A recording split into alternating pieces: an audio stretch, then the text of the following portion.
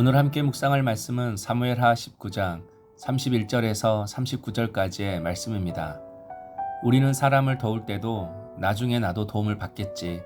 내가 이만큼 했으니 알아주겠지. 이렇게 마음속으로 기대하는 것이 있습니다. 그런데 아무런 대가를 바라지 않고 끝까지 섬긴다는 것은 쉬운 일이 아닙니다.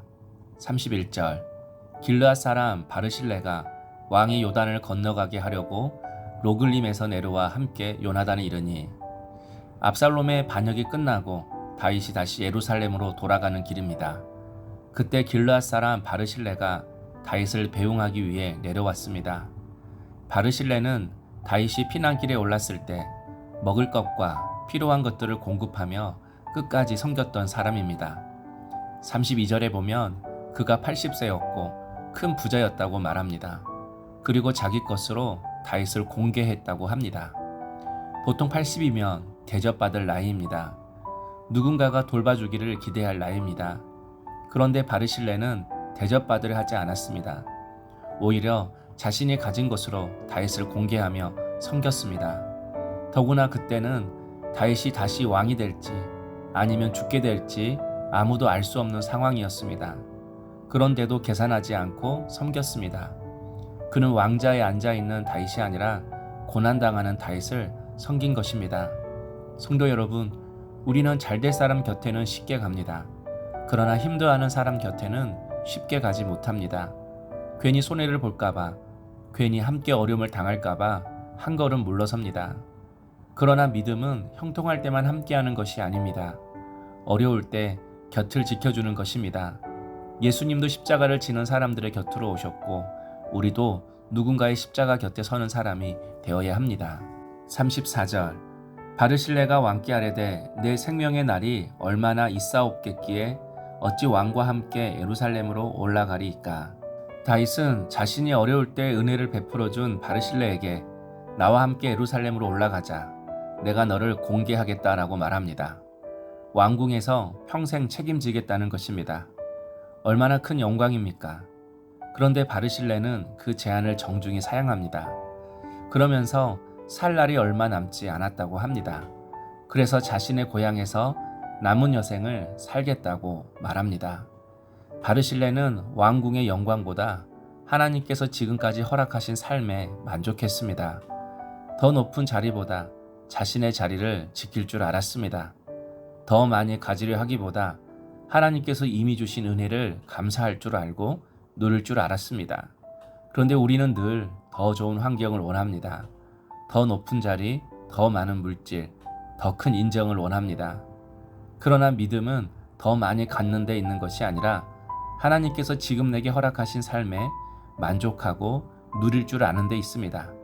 만족하는 사람은 욕심에 끌려가지 않고 감사하는 사람은 오늘도 행복하게 살아갈 수 있습니다. 37절 청하건대 당신의 종을 돌려보내옵소서. 내가 내 고향 부모의 묘 곁에서 죽으려 하나이다. 그러나 왕의 종 김함이 여기 있사오니 청하건대 그가 내 주 왕과 함께 건너가게 하시옵고 왕의 처분대로 그에게 베푸소서 하니라. 바르실레는 왕궁에 들어갈 수 있는 영광을 사양합니다.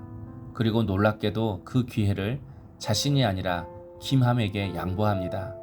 저보다 김함을 데려가 주십시오 라고 부탁을 합니다.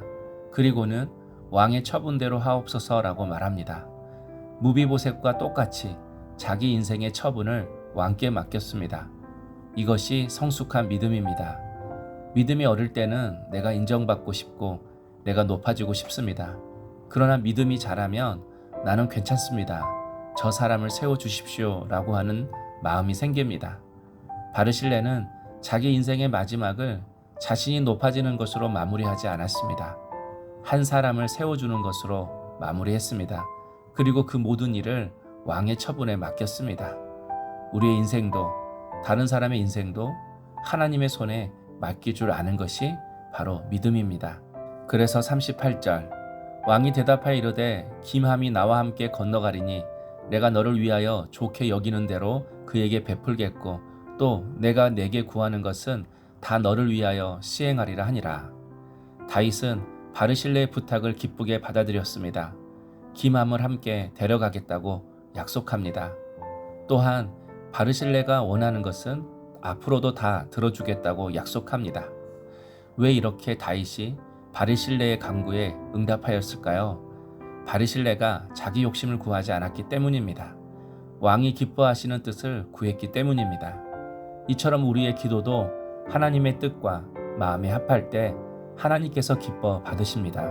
그러므로 오늘 하루도 내 뜻을 이루어 달라고만 기도하기보다 하나님의 뜻을 이루어 드리는 사람이 되게 하시고, 대접받기보다 먼저 섬기며 나를 세우기보다 다른 사람을 세워주는 믿음으로 살아가는 복된 하루가 되시기를 소망합니다. 적용 질문입니다. 오늘 하나님께서 기뻐하시는 일을 위해 내가 세워주어야 할 사람은 누구입니까? 기도하겠습니다. 주님, 바르실레처럼 대접받기보다 먼저 섬기게 하시고 나를 높이기보다 다른 사람을 세워주게 하옵소서. 내 뜻과 욕심을 앞세우기보다 하나님께서 기뻐하시는 뜻을 먼저 구하게 하시고 내 인생의 모든 처분을 주님께 맡기는 믿음을 허락하여 주옵소서. 예수님의 이름으로 기도하옵나이다. 아멘.